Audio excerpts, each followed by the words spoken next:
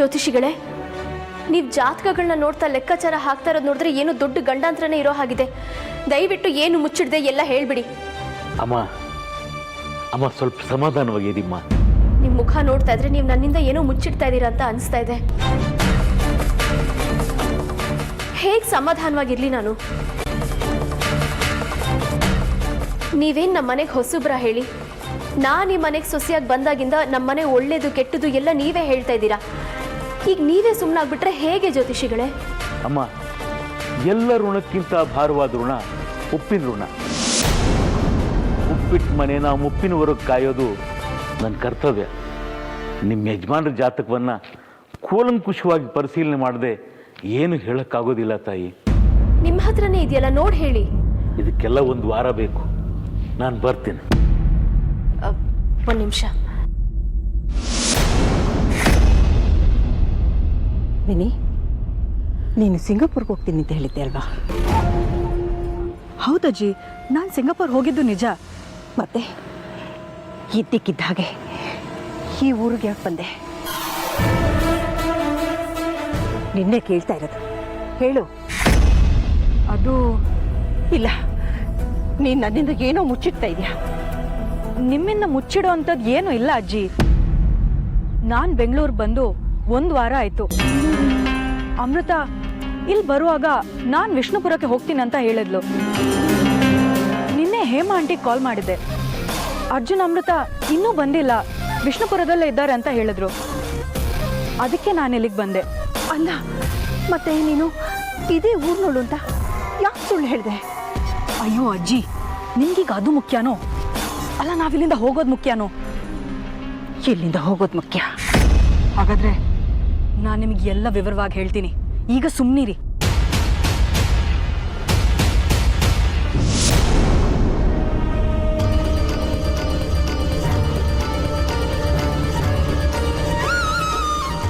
ಆಗಲಿ, ಬರ್ತೀನಿ.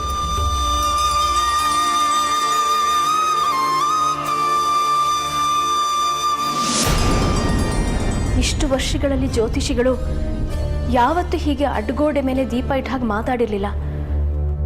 ಅವ್ರ ಮಾತುಗಳು ತುಂಬಾನೇ ವಿಚಿತ್ರವಾಗಿತ್ತಲ್ಲ. ಅವ್ರ ಮುಖದಲ್ಲಿ ಗಾಬರಿ, ಆತಂಕ ಎರಡೂ ಇತ್ತು. ದೇವ್ರೆ, ಯಾರ ಜಾತಕದಲ್ಲಿ ಏನು ಅಪಾಯ ಕಾದಿದೆಯೋ ಗೊತ್ತಾಗ್ತಾ ಇಲ್ವಲ್ಲ.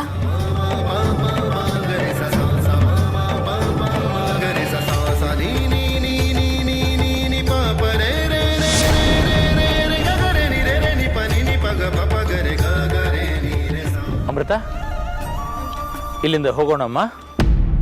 ಹೋಗೋಣ ಗುರುಗಳೇ. ಶತ್ರುಘ್ನ, ಇಲ್ಲಿ ನಡೆದಿರೋದಕ್ಕೆ ನೀನೂ ಕಾರಣ ಅಲ್ಲ, ಅಮೃತನೂ ಕಾರಣ ಅಲ್ಲ. ನೀನಾಗ್ಲಿ ಅಮೃತ ಆಗಲಿ ಇಲ್ಲಿ ನಡೆದಿರೋ ಘಟನೆಗಳಿಗೆ ಮೂಕ ಸಾಕ್ಷಿಗಳು ಮಾತ್ರ. ಏನು ಘಟಿಸಬೇಕಾಗಿತ್ತೋ ಅದು ಘಟಿಸಿದೆ. ಆತಂಕ ಪಡದೆ ಸಮಾಧಾನದಿಂದ ಇರು. ಅಲ್ಲ ಶಾಸ್ತ್ರಿಗಳೇ, ನಮ್ಮ ಗರುಡ ದೇವರ ವಿಗ್ರಹ ಭಿನ್ನ ಆಗಿದೆ. ಮುಂದೆ ಹೇಗೆ? ಭಿನ್ನ ಆಗಿರೋ ವಿಗ್ರಹಕ್ಕೆ ಪೂಜೆ ಸಲ್ಲಿಸಲೂಬಾರ್ದು. ಮತ್ತೆ ಮುಂದೆ? ನಮ್ಮ ವಿಷ್ಣುಪುರದ ವಿಗ್ರಹಕ್ಕೆ ವನವಾಸ. ವನವಾಸನ? ಆ ಸಾಕ್ಷಾತ್ ವಿಷ್ಣುವಿನ ಅವತಾರಿ ಶ್ರೀರಾಮಚಂದ್ರನಿಗೆ ವನವಾಸ ತಪ್ಪಿಲ್ಲ. ಅಂಥದ್ರಲ್ಲಿ ಅವನ ವಾಹನವಾದ ಗರುಡದೇವನಿಗೆ ವನವಾಸ ತಪ್ಪತ್ತ ಹೇಳು? ಇವತ್ತಿಂದ ಸುಮಾರು 100 ಮಂಡಲದವರೆಗೂ ನಿಮ್ಮ ವಿಷ್ಣುಪುರದ ಗರುಡದೇವನಿಗೆ ಪೂಜೆ ಇಲ್ಲ ಅಂತ ಇದೆ. ಅಲ್ಲಿವರೆಗೂ ಯಾರು ಏನೇ ಪ್ರಯತ್ನ ಪಟ್ಟರೂ ಪೂಜೆ ಹೋಮ ಜರುಗೋದಿಲ್ಲ. ನೋಡು, ನಿನ್ನ ಮನಸ್ಥಿತಿ ಯಾವ ಹಂತದಲ್ಲಿದೆ ಅಂತ ನನಗೆ ಚೆನ್ನಾಗಿ ಗೊತ್ತು.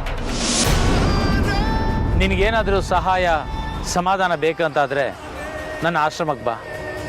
ನನ್ನ ಆಶ್ರಮದ ಬಾಗಿಲು ಸದಾ ನಿನಗೆ ತೆರೆದಿರುತ್ತೆ. ನಾನಿನ್ನು ನನ್ನ ಮೂಲ ಸ್ಥಳಕ್ಕೆ ಹೋಗುತ್ತೇನೆ. ಬಾಕಿ ಇರುವ ಕೆಲಸಗಳನ್ನು ಪೂರೈಸೋ ಜವಾಬ್ದಾರಿ ಇದೆ. ಆಯ್ತು, ಹೋಗಿ ಬಾ. ತಾಯಿ, ನಾನು ಹೋಗಿ ಬರ್ತೀನಿ. ರುದ್ರ, ಹೋಗಿ ಬನ್ನಿ ಬಾಬಾ.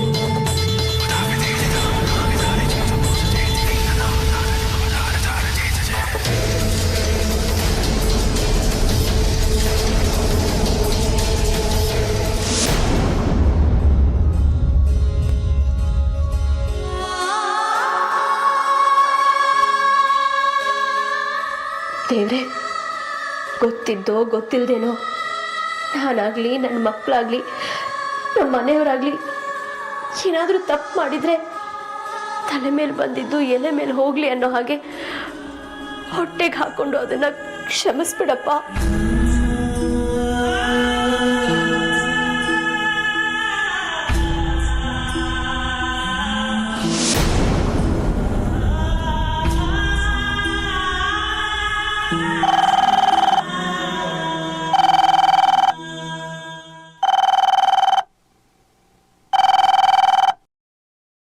ಹಲೋ ಹೇಮಾ, ಅತ್ತೆಮ್ಮ, ಹೇಗಿದ್ದೀರಾ? ಅರ್ಜುನ್ ಅಮೃತ ಹೇಗಿದ್ದಾರೆ? ನಾನು ಚೆನ್ನಾಗಿದ್ದೀನಿ. ಅರ್ಜುನ ಅಮೃತನೂ ಚೆನ್ನಾಗಿದ್ದಾರೆ. ಅವರಿಬ್ಬರು ಒಂದು ದೊಡ್ಡ ಗಂಟಾಂತ ಪಾರಾಗಿ ಬಂದಿದ್ದಾರೆ. ಹೇಮಾ, ಏನಾಗಿತ್ತು ಅತ್ತೆಮ್ಮ? ಅಯ್ಯೋ, ಅದೊಂದು ದೊಡ್ಡ ಕತೆ. ಮನೆಗೆ ಬರ್ತೀನಲ್ವಾ, ಆಗೆಲ್ಲ ವಿಷಯ ಹೇಳ್ತೀನಿ. ಅತ್ತೆಮ್ಮ, ನೀವು ಹೋದಾಗಿಂದ ರುದ್ರನೂ ಕಾಣಿಸ್ತಾ ಇಲ್ಲ. ನೀನೇನು ಗಾಬರಿ ಆಗ್ಬೇಡ. ರುದ್ರ ನಮ್ಮ ಜೊತೆನೇ ಇದ್ದಾನೆ. ಅವನು ಬರ್ತಾ ಇದ್ದಾನೆ. ಅವನು ಬದುಕಿರೋದೆ ಒಂದು ದೊಡ್ಡ ಪವಾಡ ಕಡೆ. ಏನಾಗಿತ್ತು? ಅಯ್ಯೋ, ಆ ನಾಗಿನಿ ನಮ್ಮ ರುದ್ರನ ಕೊಲ್ಲಕ್ಕೆ ನೋಡಿದ್ಲು ಕಡೆ. ಸದ್ಯ ಅದ್ಯಾವ ದೇವ್ರ ಪುಣ್ಯನೋ ಏನೋ ಅವನು ಮತ್ತೆ ನಮಗೆ ಸಿಕ್ಕಿದ್ದಾನೆ. ಏನೋ ಎಲ್ಲ ಸುಖಾಂತಿಯಾಗಿ ನೀವು ಮನೆಗೆ ವಾಪಸ್ ಬರ್ತಾ ಇದ್ದೀರಲ್ಲ, ನಂಗೆ ಅದೇ ಸಂತೋಷ. ಆರತಿ ರೆಡಿ ಮಾಡಿ ಇಟ್ಕೊಂಡಿರು, ನಾವೆಲ್ಲ ಬರ್ತಾ ಇದ್ದೀವಿ. ಏನೋ?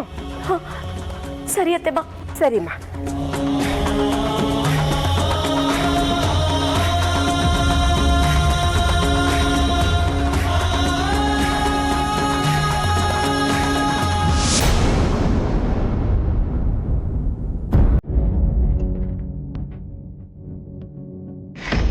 ಅಣ್ಣ,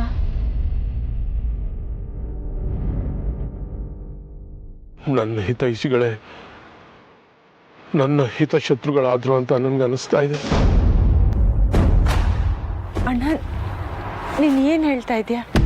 ನನ್ನ ಪಕ್ಕದಲ್ಲೇ ಇದ್ದು ನನ್ನ ಸಮಾಧಿಗೆ ಗುಂಡಿ ತೋಡಿದ್ರು ಅಂತ ನನಗೆ ಅನುಮಾನ ಬರ್ತಾ ಇದೆ. ಅಣ್ಣ, ಆಗಿರೋ ಆಘಾತದಿಂದ ನೀನು ಹೀಗೆಲ್ಲ ಮಾತಾಡ್ತಾ ಇದೀಯಾ? ನಿನ್ನ ಜೊತೆ ಇರೋದು ನಾನು ಮತ್ತು ಅರ್ಚಕರು. ನಿನ್ನ ಬಗ್ಗೆ ಅಲ್ಲಮ್ಮ,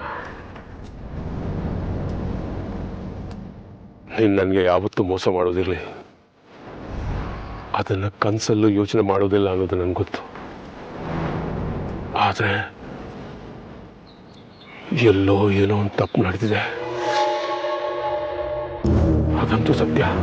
ಇಲ್ಲಾಂದ್ರೆ ಅವ್ರು ನಮ್ಮ ವಿಷ್ಣುಪುರದ ಗಡಿನ ದಾಟಿ ಹೋಗುದಂದ್ರೆ ಏನು? ನಮ್ಮ ಗರುಡ ದೇವರ ವಿಗ್ರಹ ಬಿರುಕು ಬಿಡುವುದಂದ್ರೆ ಏನು? ಭಸ್ಮದ ಗೆರೆ ಶಕ್ತಿ ಕಳ್ಕೊಳ್ಳೋದಂದ್ರೆ ಏನು? ಅಣ್ಣ, ಇದು ನಿನಗೆ ಎಷ್ಟು ಒಗಟಾಗಿದೆಯೋ ನನಗೂ ಅಷ್ಟೇ ಒಗಟಾಗಿದೆ. ಏನು ನಾನು ಬದುಕಿದ್ದು ಸತ್ತಂಗೆ? ಅಣ್ಣ, ಯಾಕೆ ಹೀಗೆಲ್ಲ ಮಾತಾಡ್ತಿದ್ಯಾ? ಮತ್ತಿನ್ನೇನಮ್ಮ, ವಂಶ ಪಾರಂಪರ್ಯವಾಗಿ ನಮ್ಮ ಹಿರಿಯರು ಪೂಜೆ ಮಾಡ್ಕೊಂಡು ಬಂದಿದ್ದ ದೇವಸ್ಥಾನನ, ನನ್ನ ವಂಶದ ಪರಂಪರೆನ, ನಮ್ಮ ಊರಿನ ಮರ್ಯಾದೆನ, ನಮ್ಮ ಗರುಡ ದೇವರ ಶಕ್ತಿನ ನನ್ನ ಕೈಯಲ್ಲಿ ಉಳಿಸ್ಕೊಳಕ್ಕಾಗಿಲ್ಲ ಅಂದ್ರೆ ಅದಕ್ಕಿಂತ ಅವಮಾನ ಬೇರೆ ಇದೆಯಾ ಹೇಳು? ಇಷ್ಟೆಲ್ಲ ಆದ್ಮೇಲೆ ಈ ಊರಲ್ಲಿ ನನಗೆ ಏನ್ ಬೆಲೆ ಇರುತ್ತೆ ಹೇಳು? ಯಾರು ಗೌರವ ಕೊಡ್ತಾರೆ? ಯಾವ ಊರಲ್ಲಿ ನಾನು ಚಕ್ರವರ್ತಿ ಸಾಮ್ರಾಟ್ ಅಂತರ ಮೆರಿತಾ ಇದ್ನೋ ಅದೇ ಊರಲ್ಲಿ ತಿರುಕೊಂತರ ಭಿಕಾರಿ ತರ ಬದುಕೋ ಸ್ಥಿತಿ ನಿರ್ಮಾಣ ಆಗೋಯ್ತು. ಅಣ್ಣ, ನೀನು ಯಾವತ್ತಿದ್ರೂ ಸಾಮ್ರಾಟನೇ. ಪ್ರತಿಯೊಂದಕ್ಕೂ ಒಂದೊಂದು ಪರಿಹಾರ ಅಂತ ಇರುತ್ತೆ.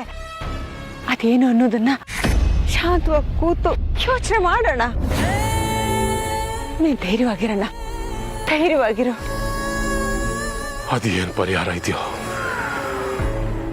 ನನ್ಗಂತೂ ಗೊತ್ತಾಗ್ತಾ ಇಲ್ಲ. ಅಣ್ಣ ಬಾ, ನೀನ್ ಬಾ ಅಣ್ಣ, ಬಾ.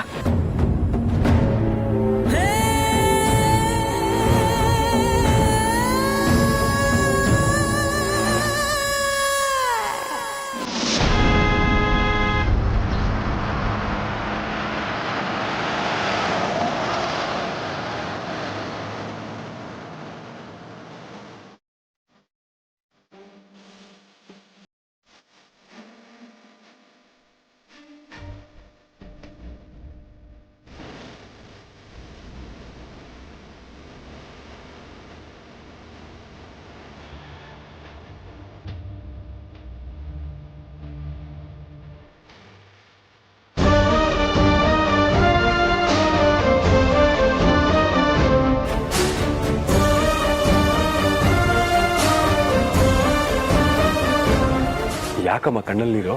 ಹೋಗೋ ನೀನು. ಮನೇಲಿದ್ರೆ ನನ್ನ ಸೆರೆಗೆ ಹಿಡ್ಕೊಂಡು ಅಮ್ಮ ಅಮ್ಮ ಅಂತ ಹಿಂದೆನೆ ತಿರುಗ್ತಾ ಇರ್ತೀಯ. ಆಚೆ ಹೋದ್ರೆ ನನ್ನ ನೆನಪೇ ಬರೋದಿಲ್ಲ ಅಲ್ವಾ? ಈ ಅಮ್ಮ ಬೇಡ ಅಲ್ವಾ ನಿನ್ಗೆ? ಅಯ್ಯೋ ಯಾಕಮ್ಮ ಹೀಗೆ ಹೇಳ್ತೀಯಾ? ಬೇರೆ ಮಕ್ಳು ಹೇಗೋ ಏನೋ ನನಗೆ ಗೊತ್ತಿಲ್ಲ, ಆದರೆ ನಾನಂತೂ ಕೊನೆವರೆಗೂ ನಿನ್ನ ಮಗನೇ. ನೀನು ಮರೆತರು ನಾನು ಮರೆಯೋದಿಲ್ಲ. ಹೀಗನ್ನೋನು ಒಂದು ಫೋನ್ ಮಾಡಿ ಮಾತಾಡ್ಬೋದಿತ್ತಲ್ವಾ? ಎಷ್ಟು ದಿವಸದಿಂದ ಈ ಮನೇಲಿ ಒಬ್ಳೇ ಇದ್ದೀನಿ ಗೊತ್ತಾ ನಾನು? ನನ್ನ ಪರಿಸ್ಥಿತಿ ಬೇರೆ ಯಾರಿಗೂ ಬರೋದು ಬೇಡ. ಹಾಗಲ್ಲ ಇಮ್ಮ, ಇವ್ರು ಅಲ್ಲಿದ್ದ ಪರಿಸ್ಥಿತಿಲಿ ಫೋನ್ ಮಾಡೋಕ್ಕಾಗ್ತಿರ್ಲಿಲ್ಲ, ಅದಕ್ಕೆ. ಹೇಗೋ ಮಗ ಸೊಸೆ ಇಬ್ರು ಮನೆಗೆ ಸುರಕ್ಷಿತವಾಗಿ ಬಂದ್ರಲ್ಲ, ನಂಗಷ್ಟೇ ಸಾಕು.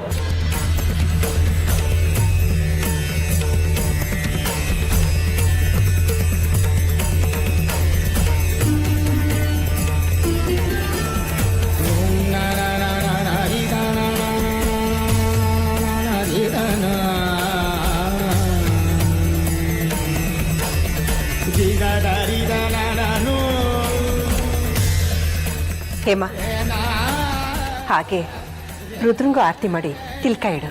ಯಾಕತ್ತೆಮ್ಮ? ಅವನು ಸಾಂಬಿ ದೋಡೆಯಿಂದ ಪಾರಾಗಿ ಬಂದಿದ್ದಾನೆ. ಹೇಗತ್ತೆಮ್ಮ? ಅದೊಂದು ದೊಡ್ಡ ಕತೆ, ನಿನ್ಗೆ ಆಮೇಲೆಲ್ಲ ಹೇಳ್ತೀನಿ. ಮೊದಲು ಆರತಿ ಮಾಡು.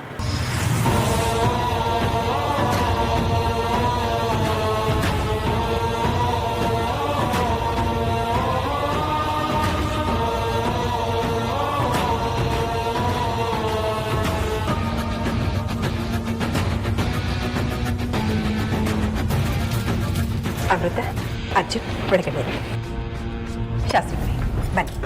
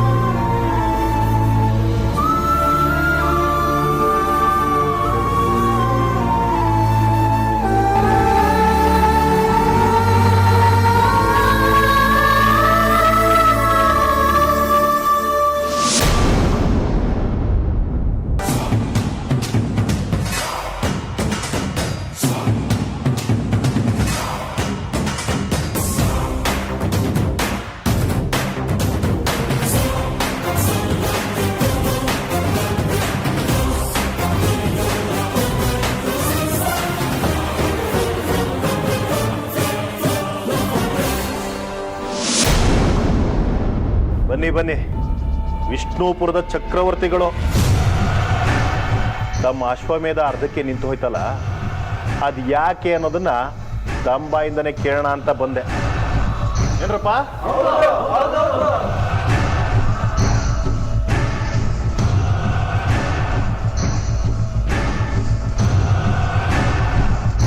ನಿನ್ನ ನಂಬಿದ್ದಕ್ಕೆ ನಮ್ಮೂರಿನ ಜನಗಳಿಗೆ ಸರಿಯಾಗಿ ಮಾಡಿದೆ.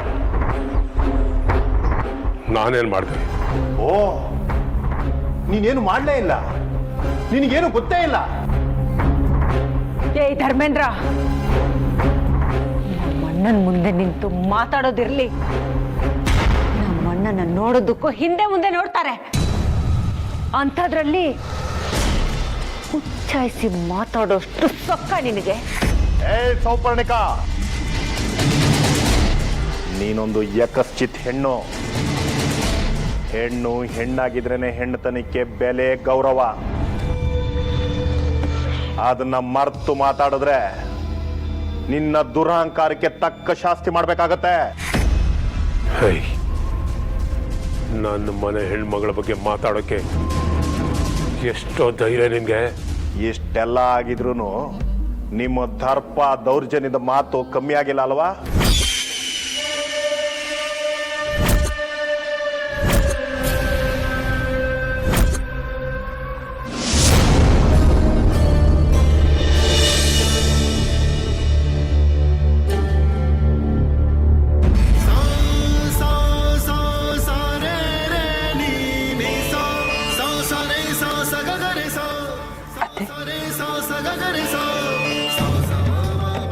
ಯಾಕೆ ಕಣ್ಣಲ್ಲಿ ನೀರು? ನಿನಗೆ ಗೊತ್ತಿಲ್ಲದಿರೋದೇನಿದೆ ಅಮೃತ? ನಿನಗೆ ಅರ್ಜುನ್ಗೆ ಬಂದಿದ್ದ ಕಷ್ಟ ದೂರ ಆಗಿ ನೀವು ಮನೆಗೆ ಬಂದ್ರಿ. ರುದ್ರ ಸಾವನ್ನೇ ಗೆದ್ದು ಬಂದ. ಆದ್ರೆ ನಿಮ್ಮ ಮಾವ ಎಲ್ಲಿದ್ದಾರೆ, ಹೇಗಿದ್ದಾರೆ ಅನ್ನೋದು ಗೊತ್ತಾಗದೆ ಒತ್ತಾಡ್ತಾ ಇದ್ದೀನಿ ನಾನು. ಇವತ್ತವ್ರ ಮನೇಲಿ ಇದ್ದಿದ್ರೆ ಎಷ್ಟು ಸಂತೋಷ ಪಟ್ಟಿರೋರು ಗೊತ್ತಾ ನಿಮ್ಮನ್ನೆಲ್ಲ ನೋಡಿ. ಅತ್ತೆ, ನಿಮ್ಮ ಮನಸ್ಸಿನ ಮಾತೇನು ಅನ್ನೋದು ನನಗೆ ಅರ್ಥ ಆಗ್ತಿದೆ. ನಿಮ್ಗೊಂದು ಮಾತು ಹೇಳ್ತೀನಿ. ಮಾವ ಇನ್ನೆರಡು ಮೂರು ದಿನದಲ್ಲಿ ಈ ಮನೆಗೆ ಬಂದೇ ಬರ್ತಾರೆ. ಏನಂದೆ? ಹೌದು ಅತ್ತೆ, ಬಂದೇ ಬರ್ತಾರೆ. ನನ್ನ ಮಾತಿನ ನಂಬಿ. ನೀನು ಹೇಳ್ದಾಗ ಅವ್ರು ವಾಪಸ್ ಬಂದ್ಬಿಟ್ರೆ ನಿನ್ ಬಾಯಿ ತುಂಬಾ ಸಕ್ಕರೆ ಹಾಕ್ತೀನಿ ಅಮೃತ.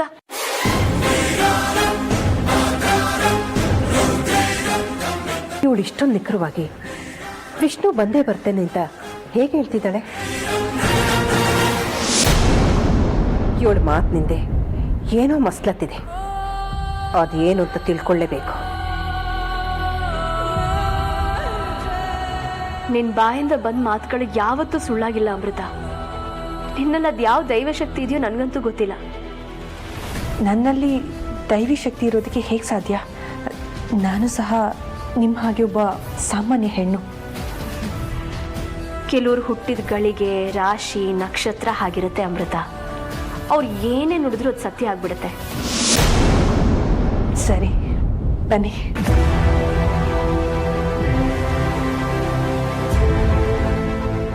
ಇಲ್ಲ, ಈ ಅಮೃತ ಏನೋ ಮಾಡ್ತಾ ಇದ್ದಾಳೆ, ಅದಂತೂ ಸತ್ಯ. ಯಾವುದಕ್ಕೂ ಇವಳ ಮೇಲೆ ಒಂದು ಕಂಡಿಟ್ಟಿರ್ಬೇಕು.